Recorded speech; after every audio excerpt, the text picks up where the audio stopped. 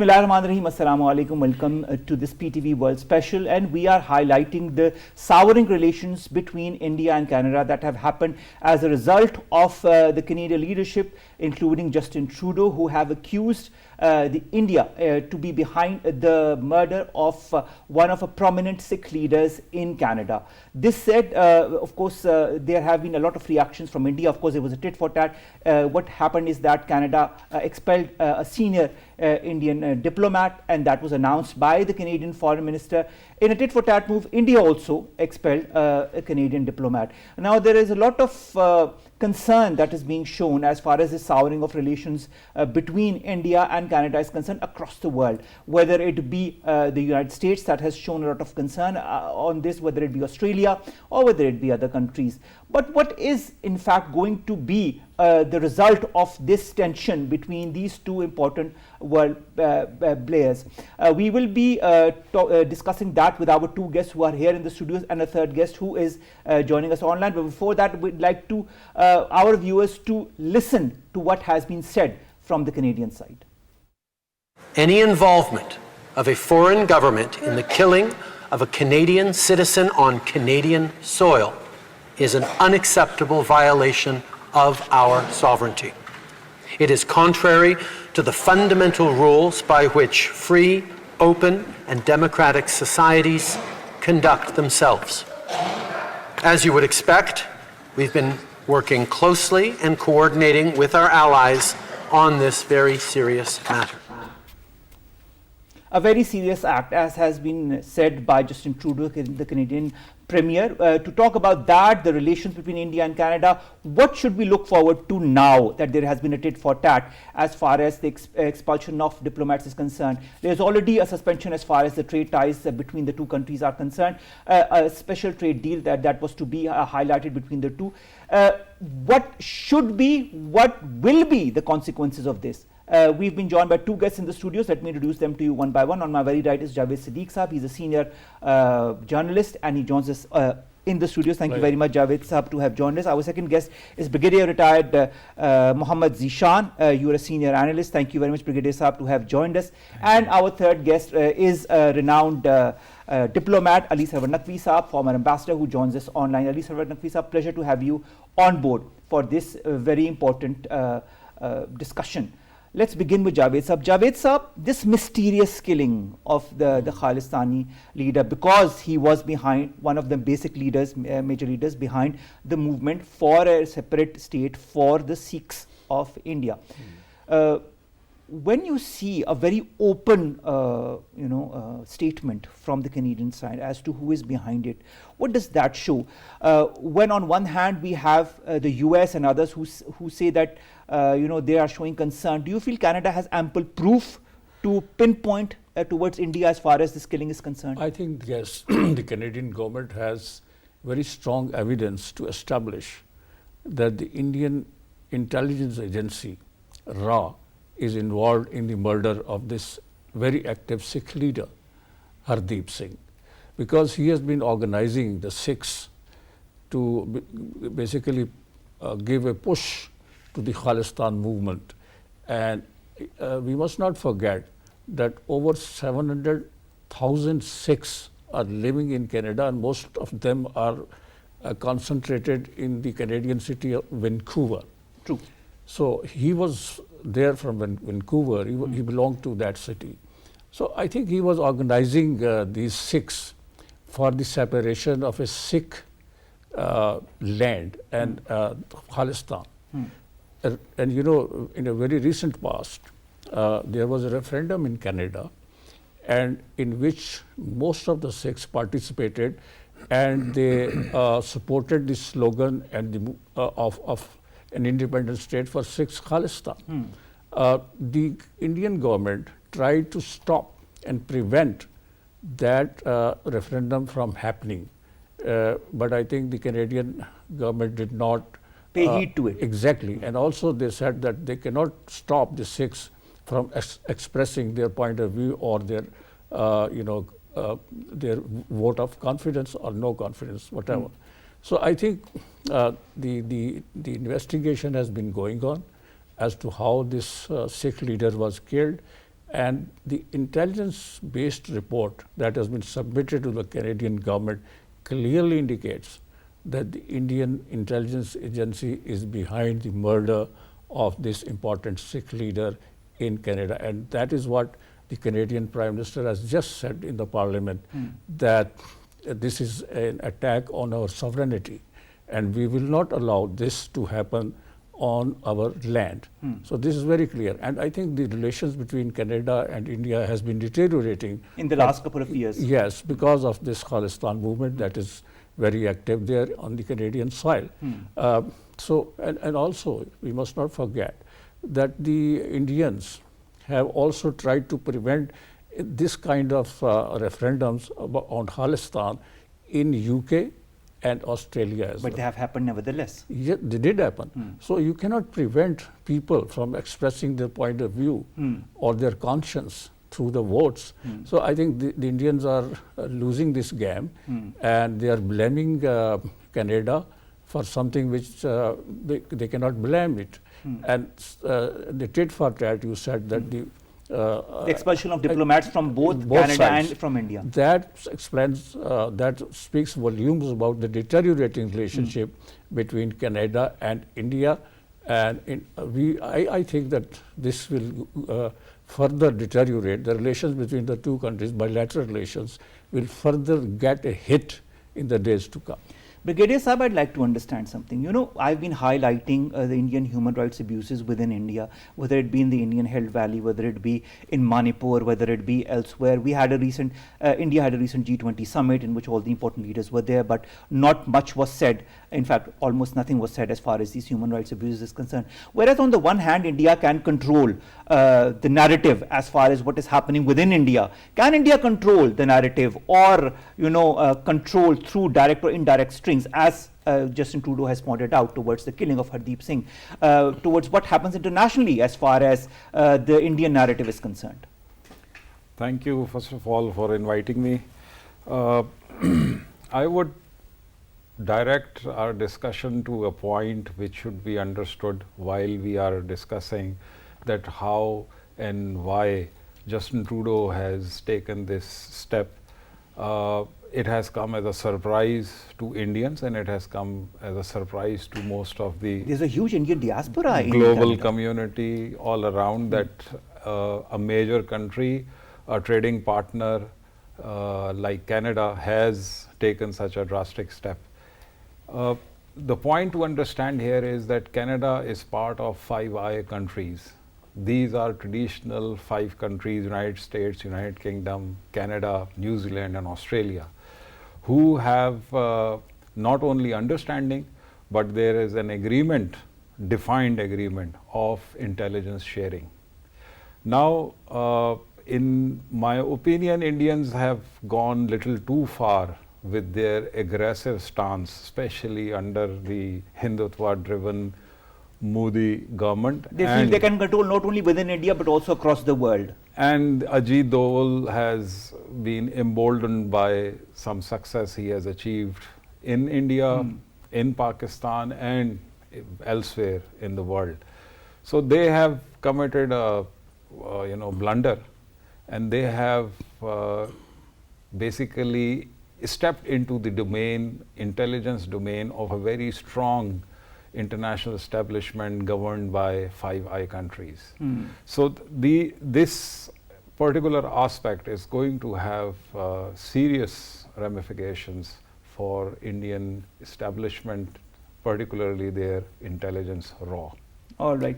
Repercussions for the Indian intelligence, particularly raw, says Brigadier Saab. Ali Sarwar Naqvi Saab, do you feel this is a strong blow as far as India's diplomatic presence is concerned? Is it going to create some kind of dent whatsoever as far as Indian involvement internationally in conspiracies such as what has been unearthed in Canada is concerned? Yes, in the first place, India has been exposed for the first time in a Western country, which is something that can cause a lot of damage to the image. Just after the G20 summit, the discovery of Indian direct involvement in the killing of Hardeep Singh in Canada, who was a very important local leader, is most embarrassing for India. And people will link it up with the earlier disclosure of the EU disinfo lab, in which India was carrying disinformation campaign through uh, news agencies, through think tanks, and TV channels. Then there are, other uh, occasional uh, disclosures. About, for example, in Pakistan, we have uh, the case of the Indian spy Gulbashan Singh, uh, and so many others. So I think the Indian uh, scheme of carrying on with clandestine uh, uh, and disruptive activities all over the world, which is now taken and assumed a new height of murder of in a Western country. So Indians stand exposed that the US has expressed concern, which considers itself uh, a strategic partner of India, is particularly telling. And I think Western countries, Australia and others, have also expressed their concern. So I think here India is in a very embarrassing situation. In fact, in a situation where India is held in violation of international laws. Secondly, I think very important that this comes at a very wrong time for India, but at a very opportune time for Pakistan, because our interim prime minister has just gone to New York. I think we should capitalize on this and raise this matter at the United Nations General Assembly, because the Indians have done this kind of thing with other countries. Now they are in the dock and they must be fully exposed. And we must take full advantage of this opportunity. All right. Javed Saab, when Ali Saab and Naqvi Saab points out towards exposing the Indian designs, Pakistan has time and again, through documentations, through addresses on different international fora, whether it be the OIC, whether it be the United Nations, has highlighted what India has been perpetrating as far as Pakistan is concerned. Now that what India has been doing internationally, especially what happened in Canada, has been put on the forefront. Do you feel that is going to help Pakistan's case as far as Indian involvement in these activities in our country is concerned? Certainly, I think this is an eye-opener for the world at large, because when Pakistan was raising this issue of blatant Indian interference in our internal affairs and doing something foul in our territory, within our territory, one of the top Indian spy called Bhushan Yadev Is still with us. Is with us. And we have heaps of evidence against him as to what he was doing in Pakistan. We have his statements. And I was present at Sharm el-Sheikh when our former Prime Minister, Mr. Gilani, presented the evidence to then Prime Minister, Indian Prime Minister, about Indians' involvement in our internal affairs and the sabotage activity that was being carried out by the Indian spies and agents. But the world was not paying any heed to it. Now that India was picking up courage and was emboldened by this response of international community, it has now done something in a Western country, a very major Western country, Canada. And that is why the United States has come out with a reaction to it. And they have expressed their solidarity with Canada. I think the Indian designs are exposed. India is not only involved in Pakistan's internal affairs and is trying to destabilize Pakistan, it has been doing it to all South Asian neighbors. Maldives, for instance, they sent their troops to Maldives, illegally and against the international law. They have been interfering in Sri Lankan affairs. They have also sent troops to Sri Lanka. And they were trying to sponsor, and they were sponsoring an anti-Sri Lanka movement within the Sri Lankan territory. Similarly, in Nepal and other Asian, South Asian neighbors, India has been involved in sabotage and subversive activities. These countries have been raising the issue to the international community, to the United Nations, but they were keeping silence on this. And now this has been put on the forefront, this has been highlighted because there is a Canadian premier, very important premier, that is pinpointing towards India as far as interference in the country's affairs is concerned. And this is extremely important in the for international geopolitics and geostrategic affairs in the days to come. Very strong ramifications. Yes, the repercussions are going to be immense. We will be back after a short break. Stay tuned.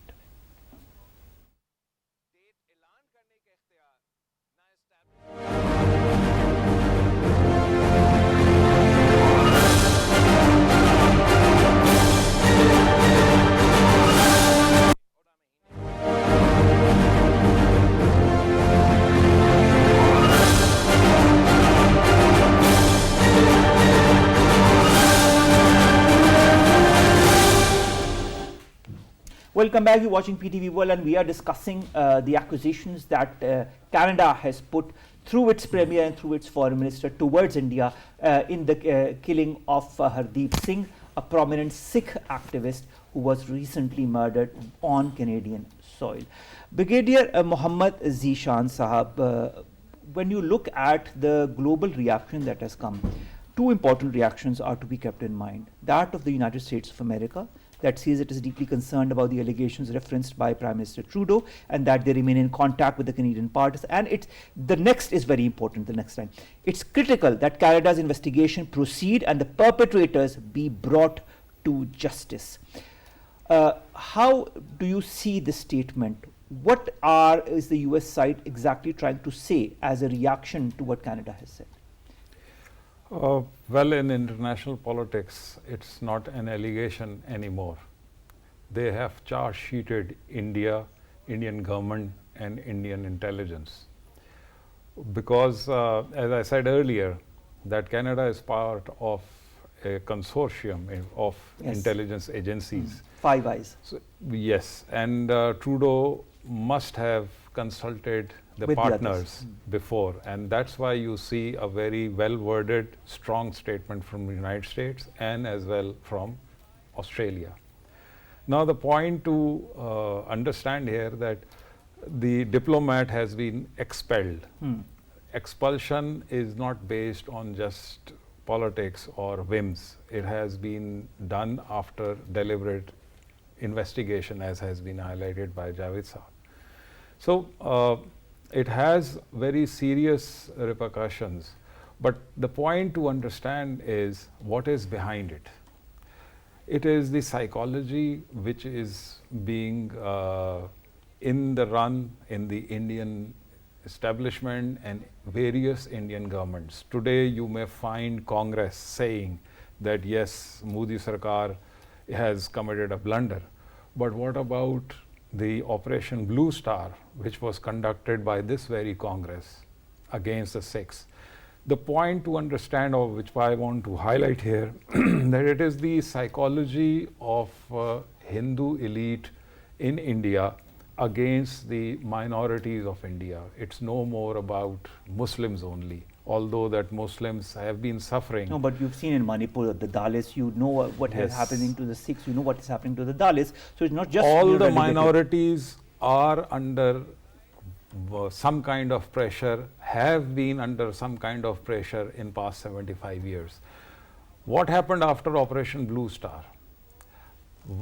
Before that, I should highlight that during Operation Blue Star, the person who organized the defense of Golden Temple, he was retired Major General who was court-martialed 3 days before his retirement because of misusing official car. He was a retired Major General, a Sikh. He organized the defense of Golden Temple. So just see the reaction of a Major General of Indian Army who headed BSF also against the atrocities or unfair practices being meted to the Sikh community. Now, after that Operation Blue Star, a large number of Sikhs, they fled to Canada, and now they are settled there. They are Canadian citizens. Point to highlight here is that in Canada, Sikhs are just not in numbers. Sikhs are very important people of the society. They are in academics, they are in business, and you have seen recently a two tenure, consecutive tenures of defense minister, Mr. Harijit. He has been defense minister of Canada. So imagine the influence of Sikh community in the Canadian politics. Now coming back to the point of the psychology, that psychology has been manifesting in various shapes. Operation Blue Star was within India, so people were not very vocal about it. But as has been highlighted, this Kulbhushan Yadav, what Kulbhushan Yadav was doing, what he was trying, he was not trying to meddle into our politics. He was trying to invest into terrorism inside Pakistan. The world knows about it. They understand the psychology of the Hindu elite in India and how they are manifesting that psychology through operations in South Asia, and now it has happened in Canada. So it is the time where United States, I think, will have a considerable pressure on Indian government to mend their ways. And this is, as has been highlighted by Ambassador Naqvi, a very, very opportune moment for Pakistan, as our caretaker Prime Minister is already there and is about to address the UN General Assembly, has to highlight this aspect that look, what we have been telling you since last 20-25 years, you were looking the other way. And now it has really gone in your own balcony. Yes, it has reached your own backyard. Of course. Now when things reach the West's backyard, you see reactions from premiers. We've seen, and this is what we're discussing, what Justin Trudeau has said, what the Canadian Foreign Minister has also said when she announced that an Indian senior diplomat had been expelled from the Canadian territories. Now, we all know that India, Ali Sarwar Naqvi Saab, has been pressurizing Canada, United Kingdom, and other countries so that the Sikh movement for a separate state, that is Khalistan, dies down. But that hasn't caused any reaction in these respective countries. In fact, the movement has only gained momentum. What now? What will happen now? Will India be able to exercise its pressure on these countries, or will it be now pressurized by these countries in the wake of these revelations? But India is in a very tight spot just now, Omar, and I think India cannot exercise pressure at a time when it has been caught with its caught red-handed in doing something nefarious, that is killing a citizen of a friendly country like Canada, and doing it for domestic reasons, and involving its agents who were actively involved in carrying out this heinous crime. So I think India is in no position to exercise any pressure on them, on these countries, on Canada or the UK, and therefore the Sikh movement, I think, will continue and will grow with time, and the Western countries will become more sympathetic to this cause because of this crime that has been committed. So it looks pretty bad for India just now, and I think the actions that have occurred already, the expulsion of diplomats and retaliatory measures, uh, are significant, because they show that the Western countries are not going to allow India to meddle in such matters with their citizens in their own countries. All right. Looking at what and hearing what Ali Naqvi Saab had to say, Javaid Saab, do you feel this is going to have an impact, these developments are going to have an impact on Indian politics, on BJP politics, on the Hindutva movement? Do you feel now there's going to be mounting pressure from the global West that has been investing a lot in India so that it reverts its policy as far as this is concerned? And will India pay heed to it? Because if we look at the reaction that has come from the Indian Foreign Office, it completely denies what Canada has been pinpointing. Yeah, but I think the Western countries have been encouraging and pampering India for the last so many decades, particularly since the BJP has come into power in India under Modi. You know, Modi was responsible for the murders of thousands of Muslims in Gujarat, and he was dubbed as the butcher of Gujarat. And the United States had refused visa for Modi to travel to the United States under these charges, serious crimes.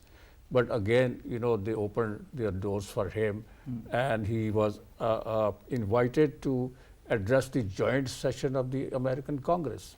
So, you know, they were, the Indian was Prime Minister Modi and his government were encouraged by the West, and that is why he was emboldened to resort to these kind of tactics, high-handedness, as we have said in our discussion. That the minorities of India are living a miserable life, not only the Muslims, Sikhs, Dalits, and Christians.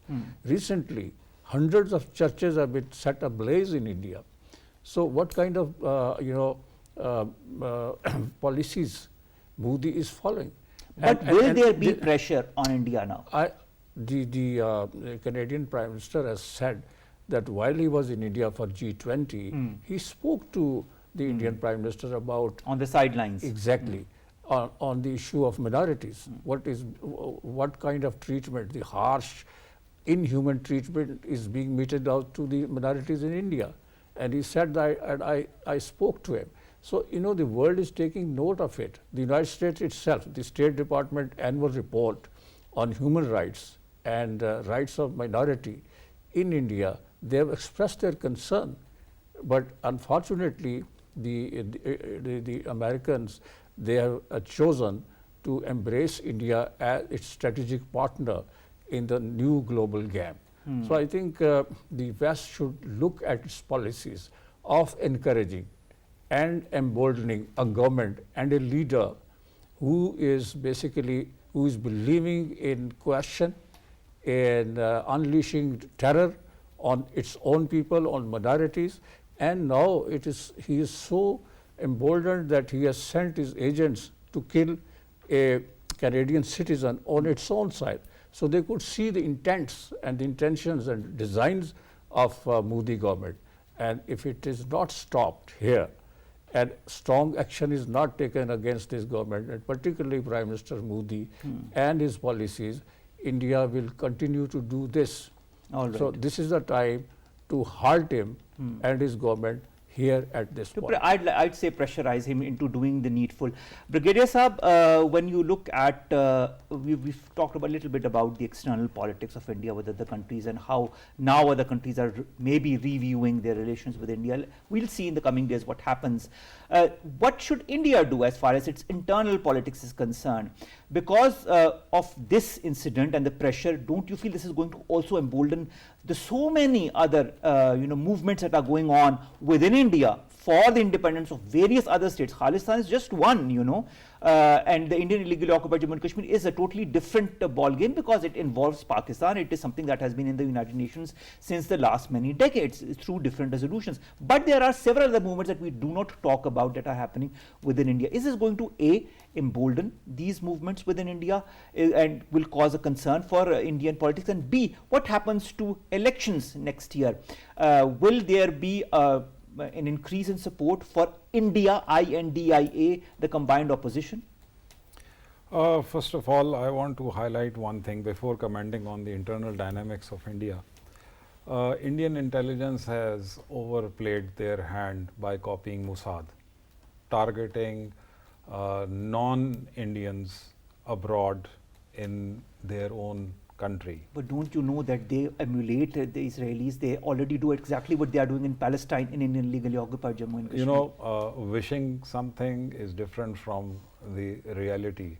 They are, you know, copying Mossad, emulating Mossad, but they do not have the Mossad style backup in the international politics, international financial mechanisms and international economics. Now, this folly is going to have serious repercussions on Modi's campaign plan for election 2024.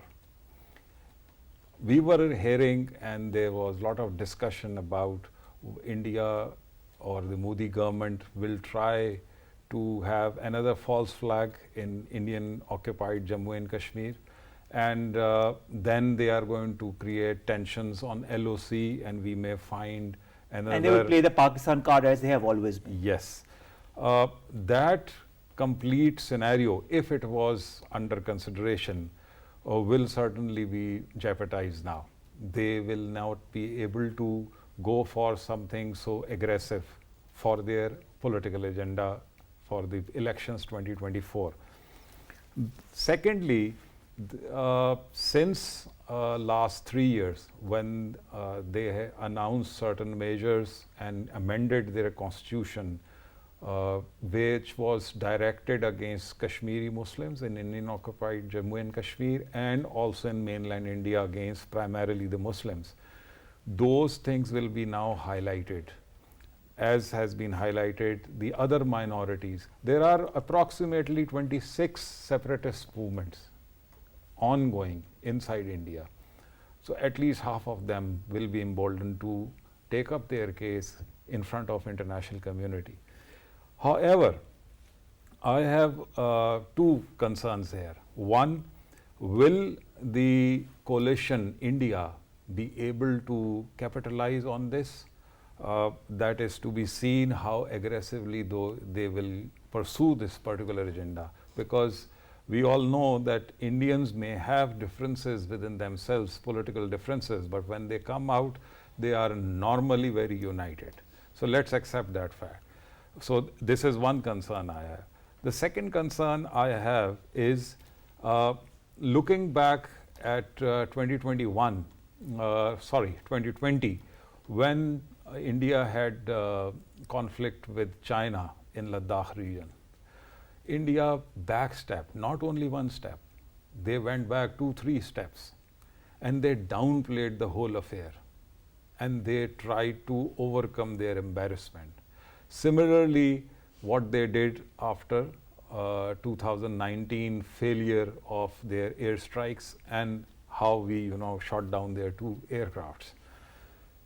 Now the Indian government is likely to backtrack, and they will play it down. We all know the influence the Indians have in international media. So they will certainly be going for damage control, and they will certainly be handling their internal dynamics in a way that this issue should not be used by the opposition of Modi, because Modi is going to give it that it has been the issue of Indian sovereignty and Indian respect in the globe. So he will try to play down if the coalition India would like to capitalize on it. However, there are certain things which cannot be undone. Statement of Biden before coming to G20 about the treatment meted out to the minorities in India, and the treatment which he received while being there in India in G20 was not what Americans normally expect from a brown nation. I'm sorry if it is racist, but we are brown. And the second aspect is what Americans and Australians have already stated, the government statement, not any analyst coming onto the media and discussing the issue. The government has given a statement. That means now they are determined to do something about it. How far we are going to capitalize, and the Indian opposition is going to capitalize, that has to be seen now. All right. Final round of questions. Let's begin with you, Ali Sarwar Naqvi Saab, and I'd like short answers because we are short of time. What happens to the trade agreement that has been suspended between Canada and India now? Is it going to be further suspended? Are we going to see further suspensions of agreements between the two countries? Well, I think, yes, there will be repercussion, and suspension is the right word, because I don't think they will scrap the agreements, but they will, of course, they can suspend the agreements for the time being till this matter is cleared up to their satisfaction. Now, that I think will take some time, and it would have a very bad impact on the Canada-India bilateral relations. But before we, Omar, I want to make a point that we have to coordinate very closely with the Canadian mission in New York in the UN, as well as the missions of UK and France and China and Russia, of course, would also be receptive to our approaches. And we should make the maximum out of this. Besides the Prime Minister's, interim Prime Minister's speech at the UN, we have to actively pursue our diplomatically all these countries and tell them about our experience, because this is a time when we should make our problems with India clear of their interference in Balochistan, their introduction of spies in this country like Gulbashan Yadav, and their mischief in Karachi, in other areas of Pakistan, which all should be brought out in accordance with the dossier that had been prepared by the government of Pakistan. I think this is very important. Now I'll have to revert, Ali Sarwar Naqvi Saab, to my two guests because we're short of time. I'd like their points of view as well. Future of Canada-India relations, any change in geopolitical or geostrategic environment of the region? Javaid Saab. I don't think so, but I think the Canadians have made it very clear that they want the perpetrators of this crime, the murder of a Canadian citizen on their soil, they want these perpetrators to be brought to the dock. All right. If they pursue this line of action and this policy, the Indians will be under great pressure. All right. Any change, geostrategy, geopolitics, and India-Canada relations that you foresee? We are right now experiencing in geostrategic environment a competition converting into a conflict between the United States and China. India has been playing its cards since last few years quite intelligently, keeping its economic and political interest on either side of the equation. However, I feel that India at this moment would try to tilt towards the Chinese-Russian bloc to create a pressure upon United States that if you pressurize us unnecessarily, then we are going to inch towards that bloc also. Right. So India has that card available to them. Let's see how aggressive and offensive Modi actually is. That's a very interesting point, and I think we will conclude our show on this. Ladies and gentlemen, the relations between India and Canada is something that we will have to observe in the coming days and weeks. But there's a lot of tension between the two countries, and because of the killing of a person on Canadian soil, this is going to create a lot of changes in the whole geopolitical or geostrategic arena. And as the Brigadier Sahab also pointed out, might tilt India towards another bloc just to create pressure. How it will develop, only time will tell, and we will be highlighting you the updates as far as that is concerned. Omar Khalid bids you farewell from this special episode, this special transmission on PTV World. I'd like to thank my guests, Brigadier Mohammed Zeeshan, Javaid Siddique Saab and Ali Sarwar Naqvi Saab, to have joined us for this very important program. Allah Hafiz.